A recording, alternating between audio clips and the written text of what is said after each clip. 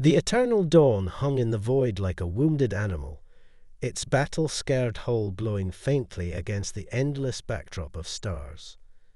Inside the ship's dimly lit bridge, Captain Eliza Marek stared at the cracked screen before her, replaying the final broadcast from Earth. "This is Earth Command. To the last of our ships, to any who survive, remember who we are. Remember what we stood for. Humanity will not vanish quietly into the dark. Fight for us. Fight for our memory. We may fall, but our echo will resound across eternity." The transmission crackled and ended, leaving only static.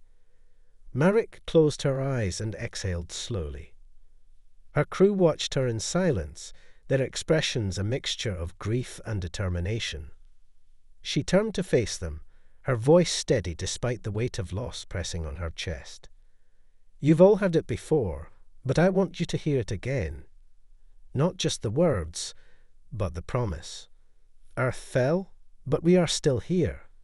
We are the last echo of humanity, and I'll be damned if we let it fade." The crew responded with quiet nods, some clenching fists, others swallowing hard. They had all lost everything: families, homes, their planet, but Marek's words gave them purpose, something to hold on to in the cold emptiness of space. "Status report," Marek ordered, breaking the somber moment. Lieutenant Cara Dane, her sharp eyes dulled by exhaustion, tapped her console. "Engines are at 30%. Shields are holding barely. Weapon systems are operational, but ammunition is critical. We've scavenged all we can from the derelict Zenith Rex." "And the signal?" Marek asked, her gaze narrowing. Dane hesitated, then brought up a holographic projection of the nearby star system. "It's weak, but there's no doubt it's artificial. Origin point is in the shadow of a gas giant, an anomaly consistent with a zenith relay." Murmurs rippled through the bridge. A zenith relay meant danger. It also meant opportunity. Commander Elias Rourke, her grizzled second-in-command, crossed his arms. "If it's zenith tech, it's either a trap or worthless to us. We should move on, Captain. The longer we linger, the higher the odds of being found." Marek didn't reply immediately. Her mind worked through the possibilities, weighing risks and rewards. The relay could be a chance to send humanity's message, to defy the Zenith's attempt to erase them. Or it could be their end. "We don't move on," Marek said finally, her voice like steel. "That relay could amplify a signal far beyond anything we're capable of. We use it, and we send our message to every corner of this galaxy." Rourke frowned. "It's a gamble." "It's our only choice," Marek replied, stepping forward to meet his gaze. "If we don't, the Zenith win. We lose Earth. We lose ourselves. That's not an option." A tense silence filled the room before Rourke gave a reluctant nod. "Set a course for the signal," Marek ordered, "and prepare for anything. This is humanity's last stand." The eternal dawn began its slow journey toward the unknown, its engines flaring faintly against the void. Humanity's echo had not yet faded, and under Marek's command, it never would. The eternal dawn slipped into the shadow of the gas giant, its engines throttled low to avoid detection. The ship's hull bore the scars of countless battles, but its resolve, like its crew, remained unbroken. Inside the ship's nerve center, tension hung heavy as Captain Marek studied the faint signal on the main display. "It's definitely Zenith tech," Lieutenant Dane confirmed, her fingers flying across the console. "The frequency matches their communication relays, but the signal's degraded. This thing's ancient, probably abandoned." Commander Rourke leaned over her shoulder, his brow furrowed. "Or it's a baited trap. Zenith doesn't leave their toys lying around for scavengers." Marek ignored him for the moment, her eyes fixed on the holographic projection of the relay's location. It orbited one of the gas giant's moons, concealed by a dense debris field. Getting to it would be dangerous, but the promise of its capabilities outweighed the risk. "Options?" she asked. Dane spoke first. "If it's operational, even partially, we could tap into its systems and piggyback a signal. With a boost like that, we could transmit to the entire sector, or maybe farther."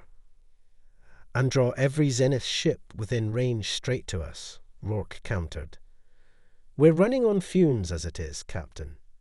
If we're discovered, there's no escape." Marek turned to face her crew. "Let me remind you what's at stake. This isn't just about survival. This is about making sure the Zenith doesn't erase us from existence. If this relay can carry our message, it's worth the risk." The room fell silent. No one could argue with her logic, but the fear in their eyes was palpable. Dane broke the silence. "We'll need to navigate the debris field to get close. It's a mess out there. Old Zenith wreckage, shattered moons, stray asteroids. One wrong move, and we'll tear the hull apart." Marek nodded. "Then we don't make any wrong moves. Lieutenant, plot the safest course. Commander, prep the ship for silent running. We don't fire unless absolutely necessary." As her crew moved to their stations, Marek lingered by the main display. The faint signal pulsed rhythmically, like a heartbeat in the void. It felt like a lifeline, a thread connecting them to something greater than themselves. The eternal dawn approached the debris field with painstaking precision. Dane guided the ship with expert hands, threading it through jagged obstacles, while the rest of the crew held their breath. The sound of metal groaning against distant impacts echoed through the hull. "We're close," Dane said, her voice tight. "The relay is coming into view." The bridge lights dimmed as the Zenith relay appeared on the display. It was massive. An angular, alien construct of blackened metal and glowing energy conduits. Its surface was pockmarked with the scars of time, but it radiated an undeniable power. "Life signs?" Marek asked. "None," Dane replied. "But the power core is active. It's functional, Captain." Marek's jaw tightened. "Bring us in. This is our chance to make history, or die trying." As the eternal dawn crept closer to the relay, Marek felt a surge of hope. Humanity's voice would not be silenced. They were here to remind the galaxy of what it had tried to forget. The eternal dawn hovered in the shadow of the ancient Zenith relay, its engines reduced to a near-silent hum. The debris field surrounding them was a graveyard of shattered ships, abandoned stations, and forgotten technologies, all strewn across the void like the discarded remnants of a war long past. Marek stood on the bridge, eyes locked on the massive structure looming ahead. "Ready?" she asked, her voice cool but carrying the weight of command. "Ready," Dane responded, her fingers flying over the console. "We've got a clear path to the relay's maintenance hatch. If we go in now, we might be able to disable their security systems before they even know we're here." Rourke eyed the display. "Might. This thing's ancient, but I'm betting it's rigged to respond to anything that moves within range. Let's hope it's more than just a shell." Marek didn't respond. She'd already made her decision. Every move now had to count. "Commander, you're with me," she ordered. "Dane, you're in charge here. Keep us invisible. We'll go in and take control from the inside." Rourke nodded grimly. "Understood." He turned to the rest of the bridge crew. "We're going to need every ounce of firepower on standby. If this goes sideways, we don't wait for an invitation." The away team, led by Marek and Rourke, suited up in their tactical gear, weapons locked and loaded. As they boarded the shuttle and detached from the eternal dawn, the ship's hull seemed to swallow them whole. They darted through the debris field, weaving between dead Zenith ships and floating wreckage. The shuttle rocked gently as it approached the relay's hull, the surface littered with long-forgotten scorch marks and grooves where weapons had once ravaged the structure. The hatch was located on the underside of the relay, half hidden by a cluster of twisted metal beams. Merrick's hand gripped the shuttle's console as she prepared to dock. "Stay sharp. We don't know what's waiting for us inside." The shuttle's engines cut out with a soft thud as it latched onto the relay. The team quickly disembarked, stepping onto the cold, dark metal of the relay's maintenance bay. The area was vast, cavernous, with high ceilings and strange, flickering lights that seemed to pulse with an otherworldly rhythm. Everything about this place felt alien. Rourke stepped forward, scanning the area with a cautious eye. "This place reeks of old Zenith tech. Let's get this done and get out." Merrick motioned for him to lead, her eyes constantly scanning their surroundings. She trusted Rourke's instincts. They'd fought together long enough for her to know he could smell danger from a mile away. They moved deeper into the relay's interior, the walls lined with vast, humming energy conduits. The air was thick with the hum of power, but there were no signs of life, no security drones, no guards, nothing that indicated this place had been active in years. "This is too easy," Rourke muttered, his voice low. "Where's the catch?" "I don't know," Merrick replied, her pulse quickening. "But we're not leaving until we get that relay working." As they reached the core of the relay's control room, Merrick noticed a faint vibration beneath her feet. It was subtle at first, almost imperceptible, but then it grew stronger. Something was stirring deep within the heart of the relay. The hairs on the back of her neck stood on end. "Rourke," she said, her voice a quiet warning. "Something's wrong." Before he could respond, the walls suddenly trembled with a low growl, a mechanical groan that echoed through the vast chamber. And then, without warning, the lights flickered out, plunging them into darkness. The relay, it seemed, was waking up. The room was plunged into a suffocating blackness, the low hum of the relay now replaced by an eerie silence. Merrick's heart hammered in her chest, but her breath remained steady enough to focus. She could hear Rourke's footsteps close by, the sound of his weapon being checked.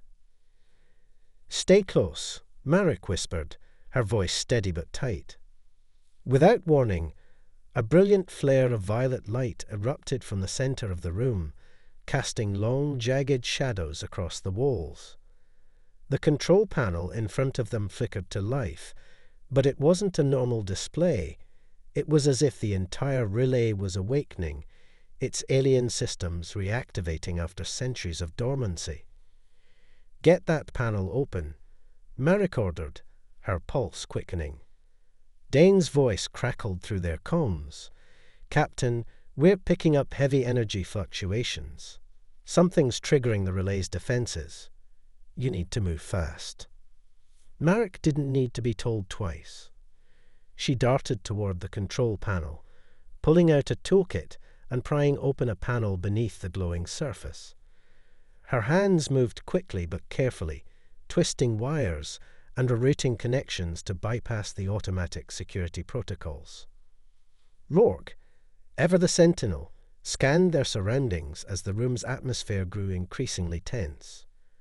"We're not alone," he muttered under his breath. The light flared again, brighter this time, and then suddenly, twin sets of mechanical limbs shot from hidden compartments in the walls, glistening with sharp, metallic claws. The relay had been dormant for so long, but its ancient guardians had been reactivated with a singular purpose: protect the relay at all costs. "Contact," Rourke shouted. Marek slammed her hand onto the panel, watching the screen flash through codes she didn't fully understand, trying to disable the security systems. The limbs twisted and moved, aiming for her and Rourke, but the two of them reacted with practiced efficiency. Rourke fired first, his blaster disintegrating one of the limbs mid-strike. The other lunged toward Marek, its claws glinting like a death sentence. She sidestepped, the edge of the claw grazing her shoulder, ripping through the fabric of her uniform, but missing flesh by inches. "Damn it, Harry!" Rourke yelled, his weapon crackling as he fired again. Marek didn't need the encouragement. She'd seen this before, alien technology defending itself in the most violent manner possible. With a final twist of the panel's circuitry, the relay's security systems powered down with a sharp electronic whine. The mechanical arms froze mid-motion, their deadly claws retracting as the lights returned to their usual dimness. Rourke exhaled in relief, lowering his weapon. "Nice work, Captain. You've got a hell of a hand for this stuff." Marek didn't acknowledge the praise.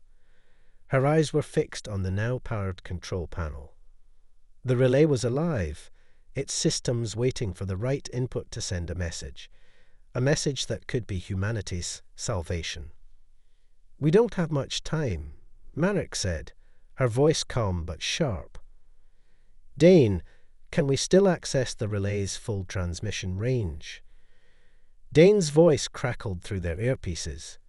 "Yes, but we're not the only ones who know about it. I'm seeing movement, large Zenith ships inbound. I can't get an exact location yet, but they're coming." Marek's heart raced, but she kept her face neutral.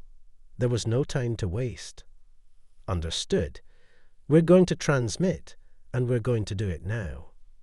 The control panel flickered as she navigated through the ancient alien interface. Rourke kept watch over her shoulder, his eyes scanning the empty hall for any more signs of movement. "This is it," Marek said, pulling up the transmission input. "We send humanity's message. All of it. Every corner of the galaxy needs to hear this."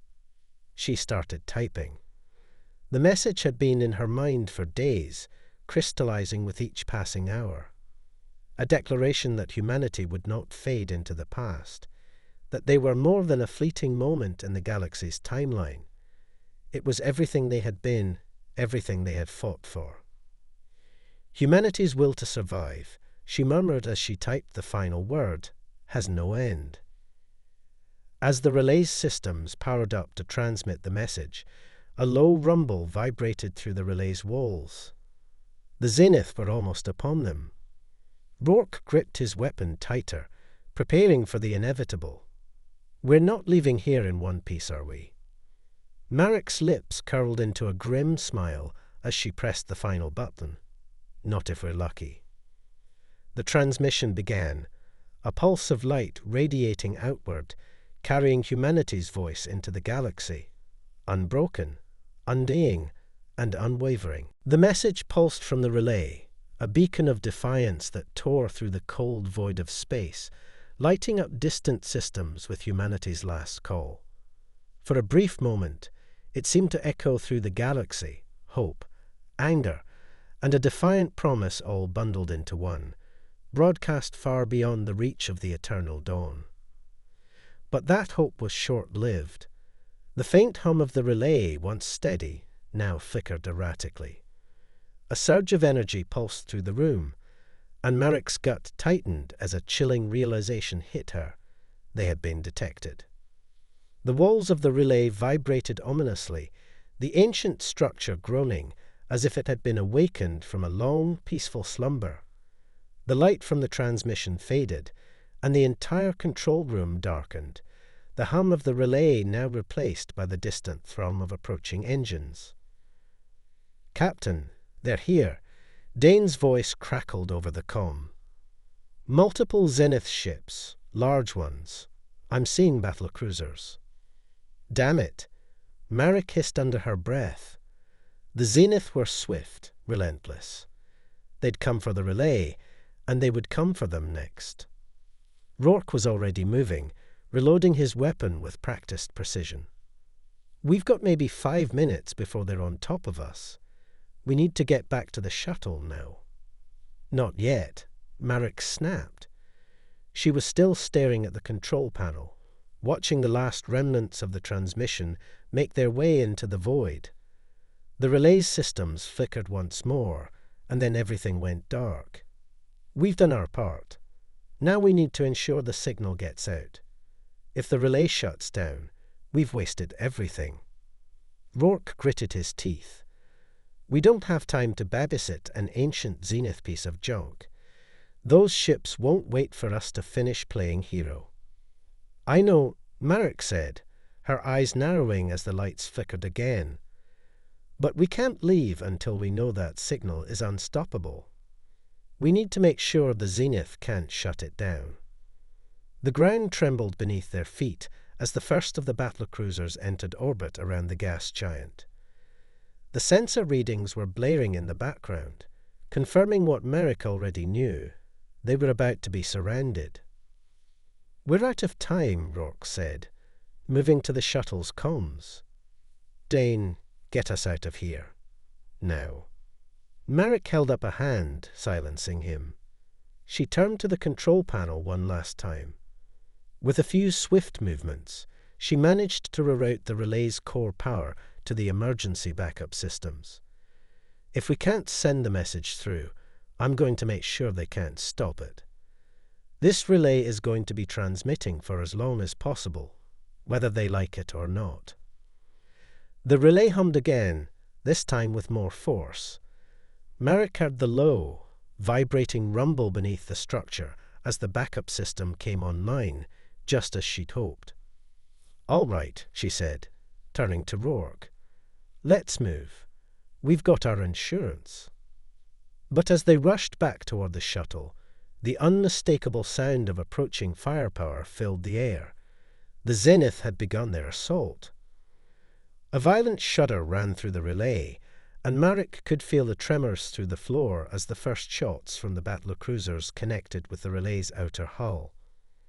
The ancient structure groaned again, but the backup systems held. The message, humanity's last stand, would continue to broadcast, even as the world around them was being torn apart. Rourke grabbed Marek by the arm as another blast rocked the building. We need to move now. The shuttle was just a few meters away, but the damage to the relay was becoming too severe. Marek hesitated, the weight of the situation heavy in her chest. They had done everything they could, but there was no escaping the fact that the Eternal Dawn and its crew would have to make their stand here.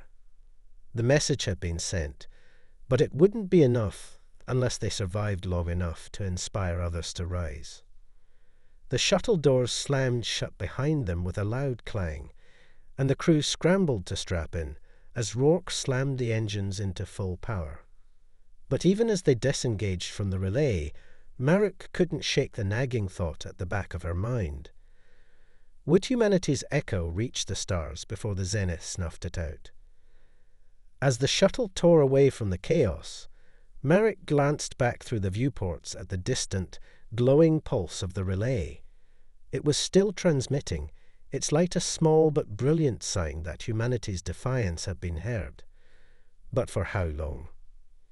The answer, she knew, would depend on how far their message could travel, and on the courage of those who heard it. The Eternal Dawn was barely visible in the distance, a distant speck of light against the black expanse of space.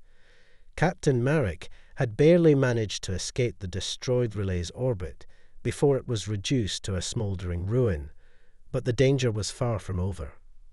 The Zenith battlecruisers loomed just beyond the edge of the gas giant's rings, their massive forms casting shadows across the stars. The shuttle's systems were still operational, but there was a constant hum from the damaged hull, a reminder that their window of survival was narrowing. Rourke kept his eyes glued to the sensors, his hands a blur as he worked to keep the ship undetected. The rest of the crew sat in tense silence, all of them aware that they had made their stand. But the fight wasn't over. "We're not out of the woods yet," Rourke muttered. Marek, staring out into the void, nodded grimly. "No, the Zenith won't let us go this easily.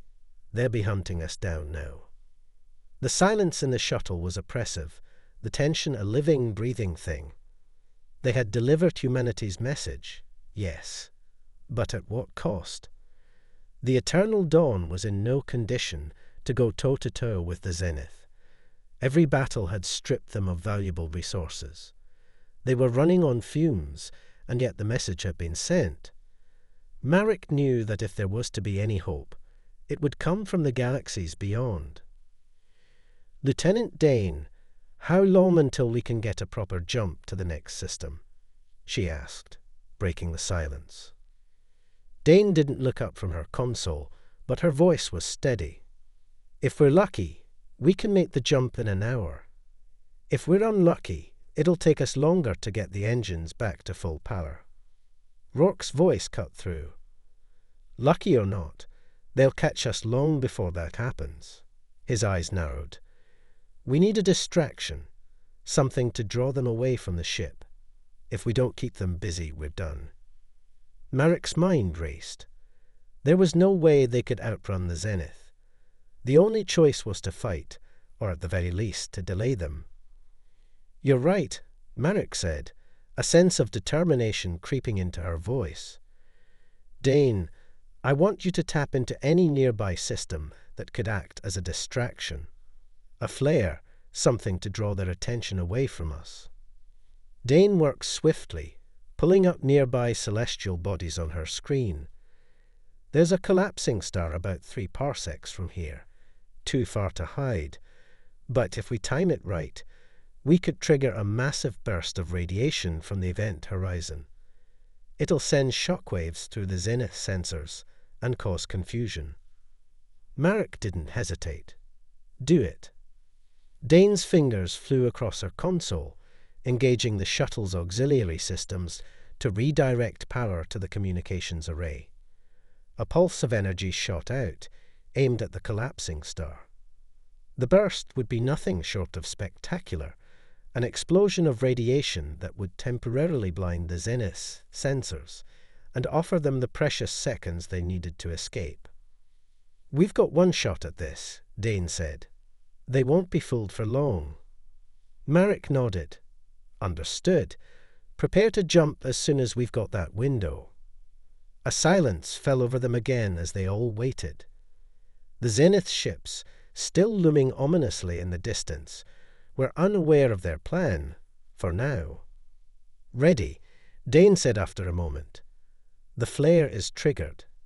We've got about 15 seconds before it hits their sensors." Marek's breath caught in her chest as the countdown began. They couldn't afford a misstep. The radiation burst from the collapsing star grew brighter on the display, an invisible wall of light that would blind their enemies. "Jump in 5, Rourke said, his grip tight on the controls." Marek took one final glance at the Zenith ships on the sensors. A cold sweat trickled down her spine as she felt the weight of the decision. Whether they lived or died hinged on this. "Now," she barked. With a lurch, the shuttle's engines flared to life, surging with power as the fabric of space seemed to tear open before them. The radiation burst hit, and in that instant, the Zenith ships were thrown into chaos, their sensors overloaded by the flash. Marek braced herself as the shuttle shot forward, the stars around them warping as they jumped through hyperspace. The Eternal Dawn was in motion, but the storm was far from over. The Zenith would recover, and when they did, they would come. The only question now was whether humanity's last message would be enough to rally the galaxy before it was too late. The shuttle jolted violently as it tore through hyperspace, the stars stretching and warping into streaks of white light around them. Marek's breath was shallow, her eyes glued to the blinking sensor screens as the final remnants of the radiation burst faded from their surroundings. The Zenith battlecruisers had been momentarily blindsided, but they would recover quickly. They always did. "We're in the clear," Dane's voice came through the comm, but the tone lacked any true relief. For now. Marek gripped the armrest tightly, watching the velocity indicators tick up on the console. The jump had been successful, but they weren't out of danger yet. The shuttle's limited power wouldn't last long, and they still had to figure out where to go next. Every choice now seemed fraught with risk. "Plot a course to the nearest uncharted system," Marek ordered. "We need a place to regroup, refuel, and figure out our next move." Dane nodded, inputting coordinates into the navigation console. "Done. It'll take us a while to get there, but it's the best option right now." Rourke leaned back in his seat, looking out the small viewport at the stretching stars. "We've got a few hours before the Zenith catch up. That gives us time to think." Marek's mind was already racing. The message had been sent, but what would it accomplish? They had no allies, no fleet of ships at their back. All they had was the eternal dawn, their resolve, and a signal that might already be echoing out to the farthest corners of the galaxy. It had been a gamble, a desperate last-ditch effort to spark something in a galaxy that had long since written humanity off. But the Zenith weren't going to sit idly by. The thought stung in Marek's chest, a constant reminder that no matter how far they ran, no matter how hard they fought, the Zenith were still there, a looming presence in the galaxy. The question was whether the message would be enough to rally the fractured remnants of humanity or other lost civilizations to rise up and fight back. Rourke broke the silence. "We can't rely on just hope. We need more than that." "I know," Marek replied, her voice firm.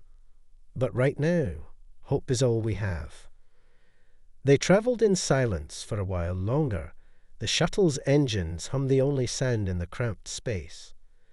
Marek stared out into the void, trying to quiet the storm in her mind. She knew what needed to be done. They couldn't just wait for a miracle. The message was a start, but the true battle had only just begun.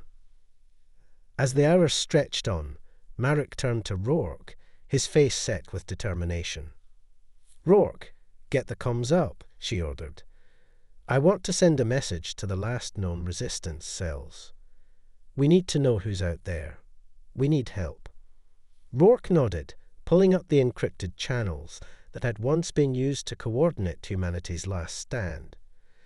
As the static of long-dead communications filled the air, he began sending out a series of requests for a response, hoping against hope that someone was still listening. The shuttle's sensors beeped suddenly, a sharp, urgent tone. "Captain," Dane called, her voice tense. "We've got a response. It's coming from the New Haven system, about 100 light-years from here." Marek's heart skipped a beat. New Haven. The last known hub of human resistance before the Zenith had overrun the area. If there was any hope, it would be there. "Route us to New Haven," Marek said, her voice gaining strength. "Full speed. If there's a chance of reinforcements, we'll take it." But even as the course was plotted and the shuttle's engines roared to life again, Marek's mind was heavy with the weight of the decision. They were going to a place that might be long abandoned, a place where ghosts of humanity's former strength might still remain. If they were lucky, the signal would have reached those survivors, and they would rise to the call. If they weren't, the shuttle surged forward through the void, its speed pushing them to the brink. Marek could feel a tension in the air as the crew braced for what lay ahead. The Zenith were still hunting them, and there was no guarantee that any resistance could withstand the might of their enemies. But in that moment, there was a flicker of hope, a fleeting hope that maybe, just maybe, humanity's message would spark a fire that no army could extinguish. And so they flew toward New Haven, to whatever awaited them at the edge of the galaxy's forgotten corners. The New Haven system was little more than a dim spot on their navigation charts, a far-flung corner of space that humanity had once called home. The shuttle's engines hummed, pushing them ever closer to the distant star, its weak light barely enough to illuminate the nearby planets. Time was running out. The Zenith battlecruisers, though temporarily blinded by their earlier diversion, would not stop their pursuit. Marek couldn't shake the gnawing feeling in her gut. There was something about New Haven that unsettled her. The resistance there had been strong once, fierce in their defense of human colonies, but so much time had passed. So many things had changed since the last communication. Had any of them survived? Or had they been crushed under the weight of the Zenith's unrelenting march? "We're coming up on New Haven," Dane said, her voice breaking through Marek's thoughts. "There's no sign of enemy ships, yet." Marek nodded, though her nerves were tight. "Keep an eye on those sensors. We need to make sure we're not flying into an ambush." Rourke didn't speak, but his eyes were sharp as he checked the weapons systems, his hands moving with quick precision. The rest of the crew was on edge, the uncertainty of what lay ahead hanging over them. They all knew that New Haven might hold the key to humanity's survival, or it could be their grave. The shuttle broke through the final layers of the system's asteroid belt and entered the orbit of a small, barren planet. The signs of civilization were few, but the faint traces of energy emissions flickered on Marek's sensor array. There was something there. "Captain," Dane said, voice hesitant, "I'm picking up a faint signal. It's coming from the surface of the planet." "Put it on screen," Marek ordered. The display shifted, and for a moment the crew was met with nothing but static. Then, like a flicker of a distant star, a shape began to resolve. An old human settlement. Decayed buildings, scavenged equipment, and crude defenses. The survivors had been hiding in plain sight, a shadow of the once proud resistance, their numbers dwindling with each passing year. But they had survived. "They're still here," Rourke muttered, relief mixing with disbelief. Marek's voice was quiet but firm. "Plot a landing trajectory. We'll take them by surprise." The shuttle descended through the thin atmosphere, the descent slow and deliberate. The planet below was a graveyard of what had once been a thriving hub of resistance. Marek could see the remnants of old defensive structures, crumbling barricades, scattered weapons, signs of a civilization that had been left to decay under the crushing weight of the Zenith's conquest. The landing pad was barely visible, hidden behind a network of scrapped ships and abandoned structures.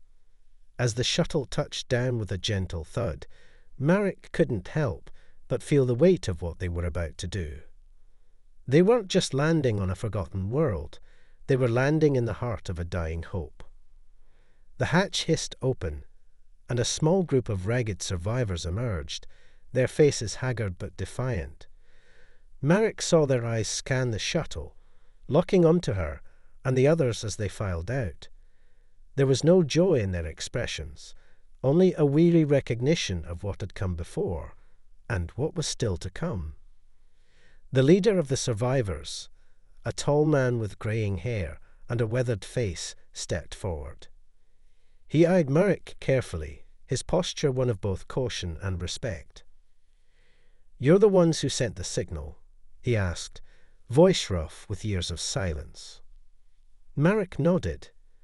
"Humanity's message is reaching the stars. You're not alone.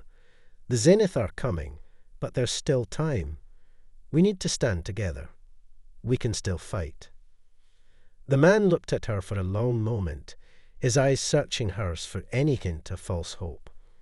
The silence stretched between them, heavy and thick. Finally he spoke again. "We've heard the rumors," he said slowly. "But we're not the force we once were. The Zenith, They won't stop. You're right about one thing. There's still time. But it's not much. A grim silence hung in the air, broken only by the wind sweeping across the barren landscape. Merrick's heart pounded in her chest. This was it.